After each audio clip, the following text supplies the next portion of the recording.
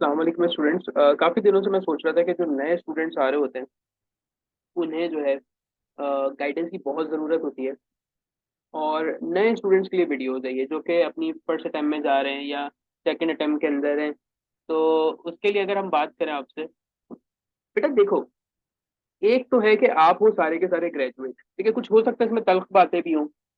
ये वीडियो जो है वो 2024 2025 और आने वाले तमाम एग्जाम जितने भी जो स्टूडेंट्स ने देने हैं उनके लिए, ठीक है।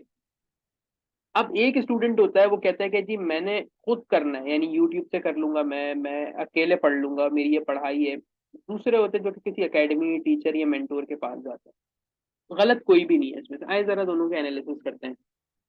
फर्स्ट ऑफ ऑल, सबसे बड़ी गलती होती है कि जब स्टूडेंट इसके अंदर आता है तो वो ना सिलेबस देखता है, ना वो इस एग्जाम की सिवियरिटी को समझता है, और वो इस पर कूद पड़ता है, ठीक है। उसे नहीं पता होता कि ये वाला जो एग्जाम है ये किसी यूनिवर्सिटी बीए लेवल का, इंटर मैट्रिक इस लेवल का एग्जाम नहीं है ये आपको तोड़ देगा। ये एग्जाम आपको तोड़ेगा, फाइनेंशियली भी तोड़ेगा, मेंटली भी तोड़ेगा, फिजिकली भी। तुम रो जाओगे, ऐसा टाइम आएगा इसके अंदर, ठीक है। अब एक नॉर्मल अगर एस्पिरेंट की बात करें जो मिडिल क्लास घराने से होता है, वो क्यों अकेडमी अफोर्ड नहीं कर सकता? Due to his financial issues या हिज और हर फाइनेंशियल इशूज। कुछ जगहों पे इजाजत नहीं मिल रही होती है, ठीक है। कुछ लोग इस स्पेस के अंदर होते हैं कि यार जॉब ढूंढे या हम तैयारी करें। तो उनका आधा जहन जो है वो कभी जॉब की तरफ होता है, जॉब ढूंढने लिंक्डइन पे देख रहे होते हैं, कभी किसी को कहते हैं यार सीवी ले लो, और फिर इस तरह पढ़ाई कैसे होगी? तीसरा जी, सोसाइटी का प्रेशर। लड़की है तो जी ये किन कामों में लग गई है, लड़का है जो अपनी नौकरी करो, घर बनाओ अपना, माँ बाप का काम करो, और यहाँ जी बच्चा जो है वो किताब लेके बैठा हुआ है ट्रैक टू पाकिस्तान पढ़ने के लिए। नंबर फोर, खुद से तैयारी करने बैठते तो आपको पता ही नहीं होता कि मुझे कितना आता है कितना नहीं आता, क्योंकि आपके पास कोई चेक करने वाला नहीं होता है। लेकिन आप अपने खोल में होते हो। कुछ बच्चे ऐसे हैं जो मुझे कहते हैं कि सर मैं डेली जो है एक पैराग्राफ लिखती हूँ। अरे लिखती तो हो, चेक तो कराओ। जब चेक कराते तो उसमें मिस्टेक निकल रही है, विच मीन्स कि you are doing a wrong thing again and again, और वो आपकी हैबिट बन जाती है फिर। अब तुमने अपने आप को रखा हुआ, अपने दोस्तों को बताया मैं सीएसएस कर रही हूँ, मैं सीएसएस कर रहा हूँ, लेकिन तुम्हारा सब कुछ ही तो गलत है। तुम्हें इंग्लिश ही लिखनी नहीं आ रही है, तुम लिख ही गलत रहे हो, तुम अपने आप को चेक ही नहीं करवा रहे हो। अब जाके एग्जाम दोगे, एग्जाम तुम जाके फरवरी में दोगे, रिजल्ट आएगा नवंबर में, तब ये 8-9 महीने तुम एक फॉल्स होप पे हो गए कि जी रिजल्ट आएगा तो मैं रिटर्न क्वालिफायर हूँ। भाई ऐसे नहीं होता है। तुम एक फॉल्स उम्मीद पे जिंदा हो। फिर जब नवंबर आएगा, अच्छा जी एक आधे में फेल हो गए, जी अगले की देनी है, फिर तुमने 1 1.5 2 साल इसके ऊपर लगा दिए। ऐसे करते करते तुम अपना टाइम वेस्ट कर रहे हो कि ना तुम अपना करियर बना पा रहे हो, ना तुम सीएसएस क्रैक कर पा रहे हो या कोई और एग्जाम। रीजन बिकॉज तुम्हारी बेसिक्स नहीं है। इसी तरीके से बंदा डिसिप्लिन नहीं रहता है, अकेले बैठा हुआ है, डीमोटिवेट बहुत हो गए। अब मेरा आप लोगों से ये मामला है कि बेटा देखो, तुमने ग्रेजुएशन की है ना, तुम अपने पैसे खुद क्यों नहीं कमा रहे हो? तुम्हें अगर लेट सपोज, मैं एक मिसाल देता हूँ कि मेरा इवेल्युएशन जो है वो 1,000 रुपए की है, ठीक है। भले तुम किसी से भी कराओ, लोग 50-50 हज़ार में भी कर रहे हैं, ठीक है। मैं 1,000 रुपए चार्ज करता हूँ। अब 1,000 रुपए के लिए मैं टाइम भी दे रहा हूँ तुम्हें, मैं चेक भी कर रहा हूँ, मैं तुम्हें बता रहा हूँ सारी चीजें। अब तुम कह रहे हो कि सर मैं ये 1,000 अफोर्ड नहीं कर सकता या नहीं कर सकती, तो मेरा सिंपली सा होता है कि वाई, कि जी सर पैसे नहीं है। तो भाई तुम ग्रेजुएट हो तो तुम किस काम की ग्रेजुएट हो? तुम ट्यूशन क्यों नहीं पढ़ा लेते हो? तुम ट्यूशन पढ़ो, अपनी अर्निंग करो, दिन में 2 घंटे तो पढ़ाना है। तुम जो है कोई कॉल सेंटर ज्वाइन कर लो जिसमें सिर्फ 6 घंटे काम करना होता है, अगर 8-10 हज़ार भी वो दे रहे हैं तो इट्स गुड फॉर यू। आप फ्रीलांसिंग क्यों नहीं कर लेते यार? आप किसी की मार्केटिंग कर दो, आप कुछ कर लो कि यार मैं इतना तो स्टेबल हो जाऊं कि एटलीस्ट मैं किसी एकेडमी या किसी टीचर को अफोर्ड कर सकूं। किस बात की ग्रेजुएट हो यार? जब तुम स्टैंस ही नहीं ले सकते, तुम खुद नहीं कॉन्फिडेंट हो अपने ऊपर, तुम कुछ कर ही नहीं सकते। जी मेरे अम्मी अब्बू इजाजत नहीं दे रहे चीज की। अगर अम्मी अब्बू इजाजत नहीं दे रहे तो फिर तुम आप फोन जो है तुम उसको यूटिलाइज करो, तुम चैट जीपीटी यूज करो, यूट्यूब को अच्छा इस्तेमाल करो। बट कहीं ना कहीं तुम्हें खुद से स्टैंड लेना, तुम्हारे अंदर पहली लेवल पे कॉन्फिडेंस नहीं है, सर जी हम तो अफोर्ड ही नहीं कर सकते। बहुत सारे बच्चे ऐसे भी आते हैं कि सर हमने बहुत पहले दूसरे लोगों को हमने फीस दी है, तो जी अब आप जो है वो फ्री में कर दें। यार क्या हमारा ही है कि आप उनसे कैसे 80 हज़ार में जाओ, आप वर्ल्ड टाइम्स में जाओ, आप नोवा के अंदर जाओ, आप वहां जाके बोलो ये बात कि नहीं जी आप फ्री में पढ़ाएं हमें? कोई फ्री में बेटा बात करने को तैयार नहीं होता है। ये रियलिटी है लाइफ की। थोड़ा सा अपने ऊपर भी काम कीजिए। जो स्टूडेंट विद मेंटोर पढ़ रहे होते हैं उनको बेनिफिट क्या होता है कि जी आपसे पहले उस रास्ते पे वो बंदा गुजर चुका है, वो आपको बताएगा ये कर लो, ऐसे कर लो, वैसे कर लो, हो जाएगा। वो आपको लेआउट देगा कि बेटा 1 महीने में ना ये करना है, ये टास्क है।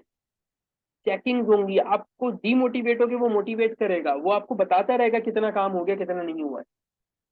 ये फर्क होता है। अब मैं आपको एक मिसाल देता हूँ कि आपने लेट सपोज कि आपने, क्योंकि सारे सिलेबस तो हम देखते ही नहीं है ना, हमें तो बस सुननी है दूसरे की, किसी मैंने 3 महीने में कर लिया है, ये थीम्स कर लो, ऐसे का ऐसे होता है। वो भाई ऐसे कुछ नहीं होता है, आप पढ़ो तो सही खुद से। आप खुद ही एफर्ट नहीं करना चाहते, आप एक नॉन सीरियस कैंडिडेट हो जो कि अपना भी टाइम जाया करते हो, दूसरे का भी टाइम जाया करते हो। अब एक सवाल आता है आपके पास, इकोनॉमी ऑफ पाकिस्तान। अब लेट सपोज मुझे ये पढ़ना है। सो मैं आपको मिसाल दे रहा हूँ, सिर्फ इस मिसाल से समझाता हूँ कि अब एक स्टूडेंट है, उसको इकोनॉमी ऑफ पाकिस्तान पढ़ना है। एक जो है वो घर पे पढ़ रहा है, और एक जो है वो किसी टीचर, किसी मेंटोर या किसी ग्रुप से पढ़ रहा है वो। ठीक है। अब जो सेल्फ स्टडी कर रहा है वो सबसे पहले इसको समझेगा जी इकोनॉमी क्या होती है। वो डॉन, अक्सर तो मिसगाइडेड होते हैं, वो डॉन खोल लेंगे, उसकी हिस्ट्री में चले जाएंगे, उसके कॉजेज, उसके इम्पैक्ट निकालेंगे। कोई बंदा इनको किताब रिकमेंड कर देगा जी इकोनॉमी ऑफ पाकिस्तान, तो ये यहाँ फंस जाएंगे।